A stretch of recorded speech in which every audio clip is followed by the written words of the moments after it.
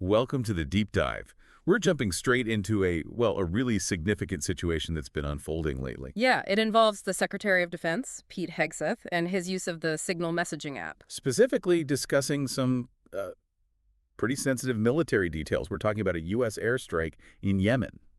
Right, and to really get our arms around this, we've pulled together quite a bit of material.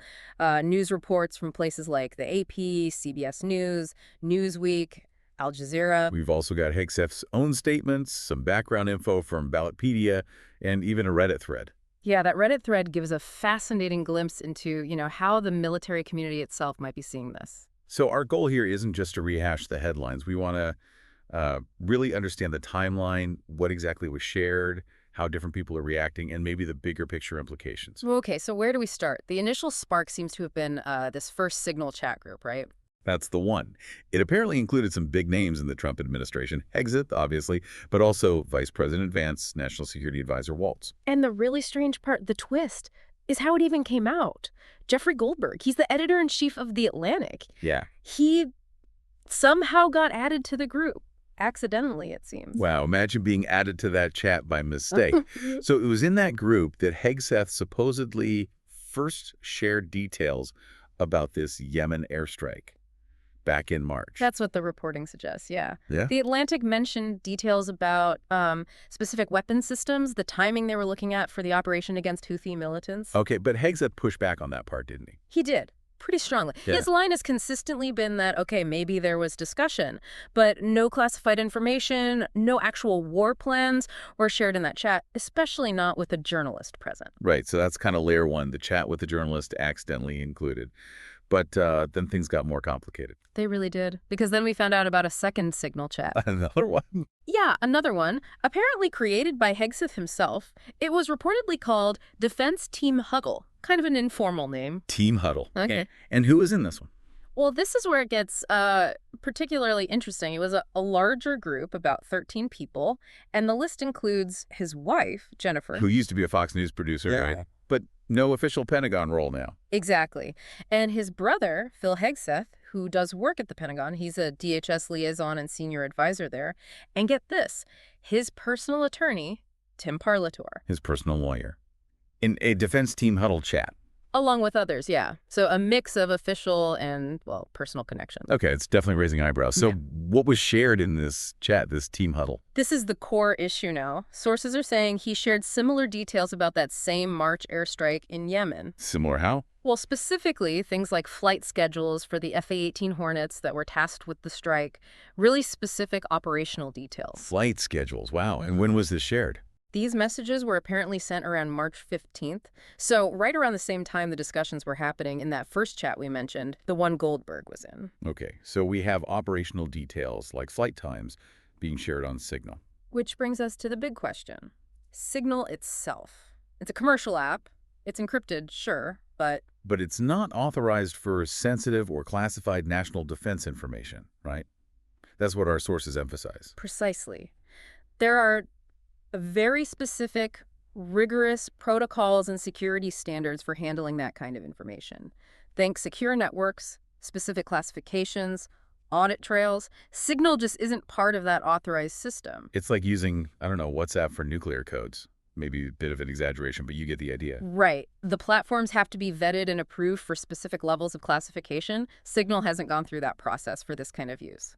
So, okay, these revelations come out. Understandably, there's a big reaction. What has Hegseth himself said publicly since the second chat came to light? He's been very defiant, really. He was at the White House Easter egg roll, of all places, and basically dismissed the reports, called them hit pieces. Linked them to the media outlets he accuses of pushing the Russia hoax. Exactly. He framed it as the media using anonymous sources, probably disgruntled former employees, trying to slash and burn his reputation. And he made that comment about putting the Pentagon back in the hands of warfighters. He did. A very assertive, almost combative stance against the reporting. What about the White House? What's the official line from them? Pretty much backing him up. Deputy Press Secretary Anna Kelly came out and said flatly, no classified information was shared. Echoing Hegseth's line. Completely. And they also pushed the idea that this is coming from recently fired leakers who are twisting the truth. The Defense Department spokesperson, Sean Parnell, said the same thing. No classified information in any Signal chat. But that's not universally accepted, is it? There's been pushback. Oh, absolutely. Significant pushback. Senate Democratic leader Chuck Schumer, for instance, didn't mince words. He called for Hegseth to be fired. On what grounds? Said he put lives at risk, sharing operational details, even unclassified ones, could be dangerous. And Hegseth even got into it on social media, right?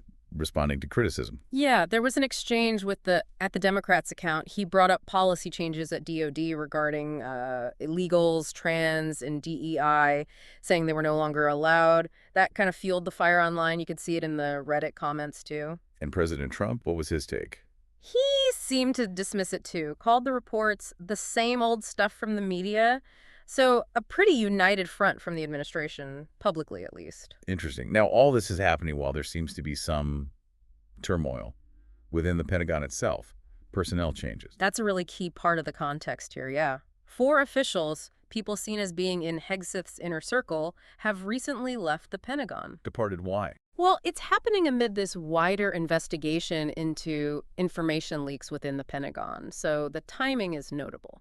And one of them was pretty outspoken, wasn't he? That was John Elliott, the former Pentagon spokesman. He was apparently asked to resign himself, and he came out saying the Pentagon under Hegseth was in disarray, even total chaos. He actually predicted Hegseth would be replaced. Strong words. What about the others who left with him? Colin Carroll, Darren Selnick, Dan Caldwell.